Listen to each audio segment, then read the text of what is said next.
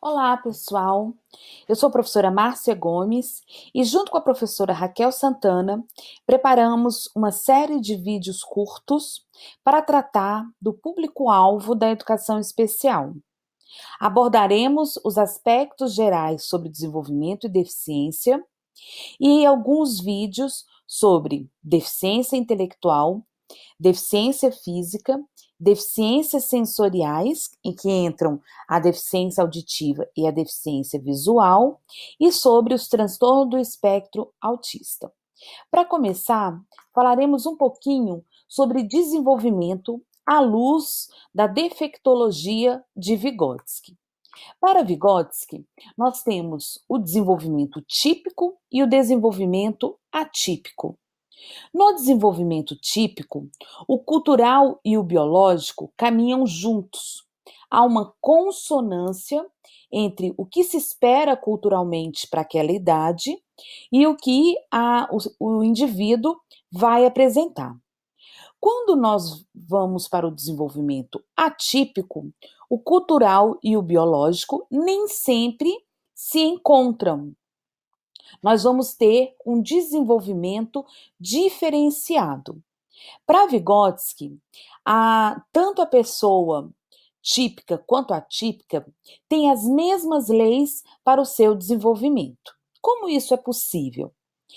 Para ele, as questões biológicas são influenciadas pelas questões culturais, ou seja, os aspectos da cultura, o contexto, o social, o histórico, influenciam diretamente o desenvolvimento biológico do sujeito.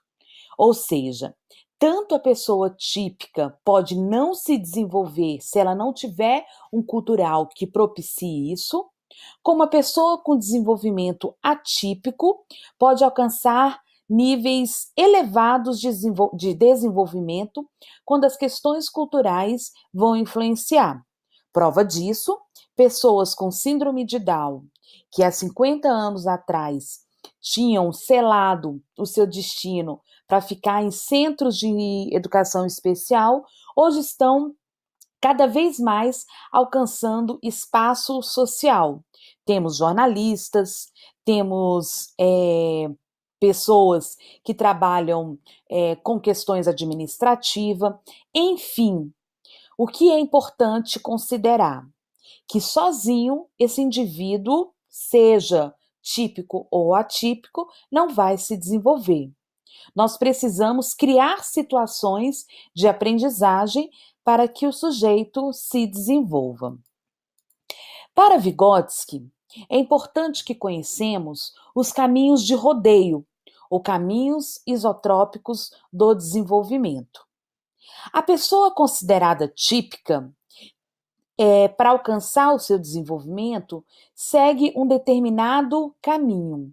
A pessoa com desenvolvimento atípico fará um caminho de rodeio para alcançar o mesmo desenvolvimento ou chegar ao mesmo objetivo.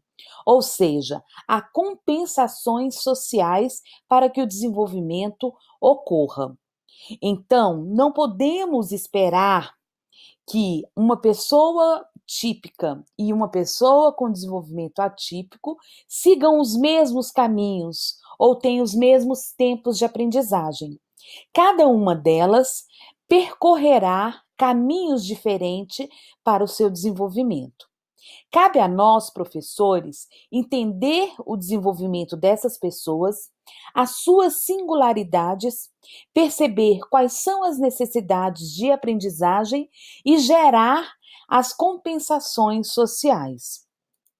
Quando pensamos num tipo considerado normal, nós vamos pensar em instrumentos culturais que não foram feitos para o desenvolvimento atípico.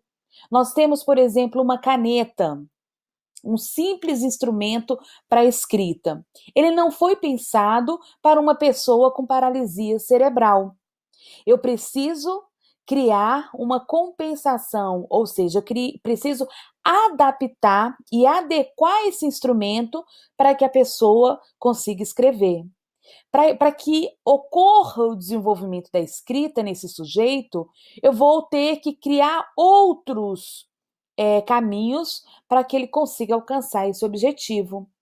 A mesma coisa numa carteira de escola, no simples se colocar dentro da sala de aula. Não vai ser do mesmo jeito para as pessoas típicas e atípicas. Eu vou ter que pensar qual instrumento vai ser mais adequado para que essa pessoa consiga se colocar dentro de sala. Para a pessoa com deficiência auditiva, eu preciso de um intérprete para que ele consiga acessar o máximo do conteúdo a ser ministrado na sala. Para o deficiente visual, enquanto as crianças pegam um livro na estante e começam a ler, eu preciso pensar numa adaptação, eu preciso pensar no livro em braille ou num audiobook. Então, são as pequenas coisas que se tornam grandes possibilidades de desenvolvimento para o estudante com desenvolvimento atípico, que eu vou ter que pensar no momento do meu planejamento. O Vygotsky, ele vai falar das funções psicológicas superiores. Nós temos as funções psicológicas básicas, que todos os seres, todos os animais possuem. Por exemplo, um cachorro, ele tem atenção, tem percepção, memória, pensamento, linguagem. O dono de um cachorro, ao chegar em casa, ele balança a chave e o cachorro corre e abana o rabo. Ou ele sabe, ele tem uma memória que o espaço de fazer xixi é um determinado lugar. Então, eles têm isso. Mas o que vai diferenciar o homem dos outros animais? São justamente as funções psicológicas superiores. Então, o que vai nos humanizar é quando a gente tem a mediação semiótica, e a principal mediação é a linguagem, quando a gente vai significando os nossos atos, os atos do cotidiano. Então, eu tenho a função superior, a função psicológica superior, quando, por exemplo, eu falo da atenção voluntária. A partir dessa mediação semiótica, eu consigo escolher aquilo que eu vou prestar atenção. Quando eu tenho a percepção do real, eu sei onde eu estou situada, eu sei quem eu sou, eu consigo entender as relações do ambiente no qual eu estou, eu consigo identificar quais são as funções que eu tenho em determinado local, como eu me comporto numa sala de aula, como eu me comporto no horário do recreio. Quando eu tenho a memória mediada, quando eu sei que, por exemplo, eu não preciso decorar um número de telefone porque ele vai estar guardado no meu celular. Ou que para eu não esquecer de comprar um determinado produto, eu vou anotar o nome desse produto na minha mão. Ou quando eu troco uma aliança de dedo. Então, eu vou usar a mediação eu vou usar a memória mediada, eu vou usar instrumentos que me auxiliam nessa memória. Eu tenho pensamento abstrato, eu não preciso ver o mar para imaginar como que é o mar. Eu consigo entender metáforas, eu consigo entender algumas relações que não estão no plano concreto. E quando eu tenho a linguagem interna, quando eu consigo me organizar internamente por meio da linguagem. Quando eu consigo ter uma fala interior que me organiza. E aí, o que é importante a gente destacar quando a gente fala das funções psicológicas superiores? Que essas funções são construídas, elas não são inatas. Ou seja, não é próprio do indivíduo nascer com atenção voluntária ou com a percepção do real.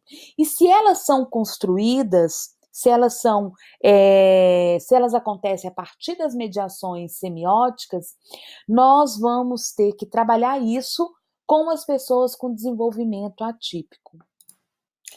Já sabemos que as funções psicológicas superiores são construídas socialmente, Ou seja, nós não nascemos com atenção voluntária, com percepção do real, com a memória mediada, com pensamento abstrato e com a linguagem interna. Sendo construções culturais, nós, professores, devemos criar estratégias para que isso aconteça, principalmente com o nosso estudante com desenvolvimento atípico. Mas qual conceito de deficiência nós vamos usar a partir dessa visão da psicologia histórico-cultural? A Convenção Internacional sobre os Direitos da Pessoa com Deficiência, ela traz um conceito interessante de deficiência.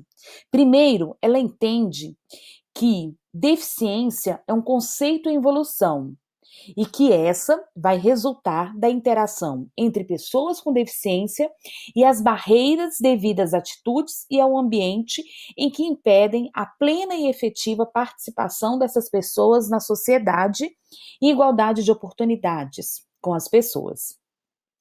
Ou seja, nós vamos ver aqui na imagem uma pessoa com cadeira de rodas. Quando formos tratar da deficiência física, nós não podemos fazer isolado, mas em que contexto ela está? Então, o que é a deficiência num espaço como o Setor Comercial Sul do Distrito Federal? E como que é a deficiência física, por exemplo, no Centro Cultural Banco do Brasil, em que há uma estrutura totalmente adaptada. Então, esse conceito de deficiência, ele é flexível, ele é maleável, ele não está só na pessoa. E aí a gente sai de um modelo médico de deficiência que se restringia à classificação da deficiência e passamos a trabalhar com o conceito social, cultural de deficiência. E aí a Lei Brasileira de Inclusão, que é conhecida como Estatuto da Pessoa com Deficiência, corrobora esse conceito e vai considerar a pessoa com deficiência aquela que tem impedimento de longo prazo de natureza física, mental, intelectual ou sensorial, o qual, em interação com uma ou mais barreiras, pode obstruir sua participação plena e efetiva na sociedade, em igualdade de condições com as demais pessoas. O que significa isso? Que identificar a deficiência, trazer um diagnóstico, não é suficiente para o nosso trabalho pedagógico. Então, a pessoa com deficiência, ela deve ser entendida a partir do seu ambiente. E aí a gente vai pensar quais são as singularidades desse sujeito, que são ocasionadas pela própria deficiência, quais são as suas necessidades de aprendizagem e como eu vou eliminar barreiras para que esse sujeito se desenvolva. Ou quais são as adequações ou adaptações necessárias para que ele consiga alcançar o seu pleno desenvolvimento. Nesse sentido, a avaliação da deficiência, ou o momento do diagnóstico, ele não é mais tão simples. Não é só uma variável, não tem só uma variável, não é só identificar que a criança tem trissomia do 21 e tem síndrome de Down, por exemplo. Nós vamos perceber que entram vários fatores, que são diversas as influências. Então, a avaliação da pessoa com deficiência, quando é necessário fazer, será biopsicossocial, realizada por uma equipe multiprofissional e interdisciplinar, e considerará os impedimentos nas funções e nas estruturas do corpo, os fatores socioambientais, psicológicos e pessoais, a alimentação no desempenho de atividades e a restrição de participação. Ou seja, quando nós tínhamos um modelo médico da deficiência, nós considerávamos apenas as funções e estrutura do corpo. Hoje, as questões culturais, as questões psicológicas, contextuais, históricas, elas vão entrar nessa equação. Ou seja, são vários os fatores que vão influenciar o diagnóstico.